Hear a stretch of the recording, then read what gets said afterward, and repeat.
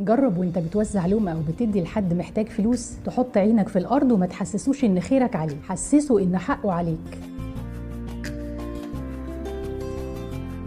صدقني لو مش عايز حاجة ربنا هيديك كل حاجة. عمل الخير مش بيستمر لو كتر فيه الالتفات شمال ويمين. عمل الخير عايز حسن نية ونبص لقدام ونمشي. ده ماله ومال لقمة الخير؟ ده مهم جدا لو بتعمل إطعام. أول سؤال بيدخل في روح كتير من خلق الله، هي الناس دي فعلا بتعمل الخير ده لله؟ طب هم بيصوروا الناس اللي بيساعدوهم ليه؟ دي فشخرة كدابة. طب ما لو ما صورناش الناس بيسألونا انتوا بتوزعوا فين؟ ولو خبينا وش الناس بيبعتوا على الخاص هي الناس دي فعلا محتاجة؟ فمثلا قفلنا باب تصوير التوزيع رغم البهجة والحب والطاقة اللي فيه. ما تيجي نحسن الظن في بعض شوية ونسيب ربنا يحكم على نوايانا. طول ما الخير اللي في السر أكتر من العلن اوعى تخلي كلام الناس يحبطكم وتبطلوا تعملوا خير. واللي في السر ممكن يكون زي ما قلت، انك بتحط عينك في الأرض وانت بتوزعه عشان خايف اللي محتاج نظرتك ليه تجرحه، واللي في السر ممكن يكون شكر